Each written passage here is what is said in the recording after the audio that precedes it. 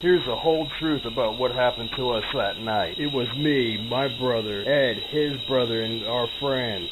We never played out here at night before. Me and Ed next to me, we were the best at laser tag. It was 2 of us against 3 of them. We let them hide first so we could have more of a challenge. I hid here in the middle of the piles of dirt so they could ambush us. Not knowing where they was, I decided and he agreed to go around the outside of the woods to do a sneak attack. Having Ed 17 foot behind me as my backup, and if anybody would have shot me, he would have shot them. After we heard that in the woods, we'd give each other hand signals. The sound was so close, we picked up sticks and pine cones to throw over their heads to make a diversion. This way, when they get up and turn around, we had the advantage to shoot them. By dimming demonic powers, they was getting hit by sticks and pine cones. This my brother. The Word of God says, since Satan can disguise himself as an angel of light, so can the rest of the devils. That means they have the power to change into any kind of creature.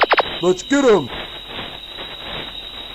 Since 2 brothers on the opposite team was wearing black, they thought it was Ed and they chased this demon down this way. We heard him running and we followed. There were 3 of them seen it disappeared here. They ran this way because they still heard the running noises and seen the leaves moving. But we didn't understand why they was out in the open. They found this underground fort, a trench with a plywood on top of it. They thought they could explain this by Ed jumping in the hole and covering himself with this piece of wood. Then my brother lifted it up. Let's get him! And found nothing inside. Come on, we got him! We pursued them this way to shoot them up. They hid here to try to make another ambush. Not knowing where they was, I kept Ed as my backup. His brother got tired of waiting and walked down this way. I don't see them. Time out! There's no time out in war. We had them. I just seen a shadow go through my brother. Shaped like a human drunkard, stumbled out of the woods, went through my brother and fell down in the ditch. Don't say that because I felt a cold chill when I couldn't see David. Then he reappeared in front of me like a blink of an eye.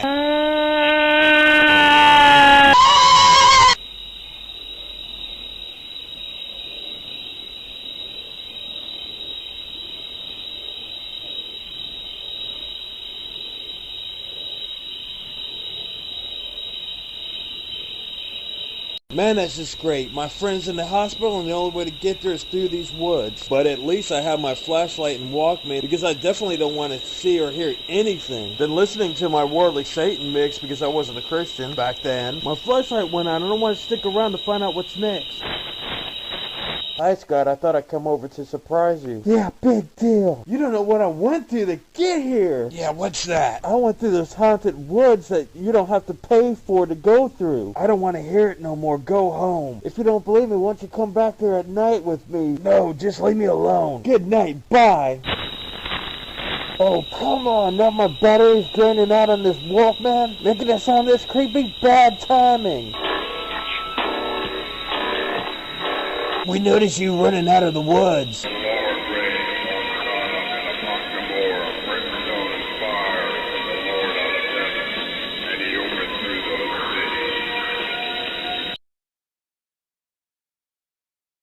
You should never ask. We're not supposed to hear about the supernatural. You're saying that because you don't believe. Do you? I have to see it to believe it. Some see and don't believe. I can prove that it's real by taking you at the woods at night. What is that supposed to mean? I'll tell you all about it before we get there. Are you coming, brother? No.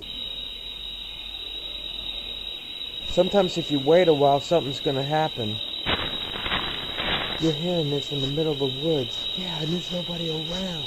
The more we wait, something more would happen. I'm convinced. Let's go.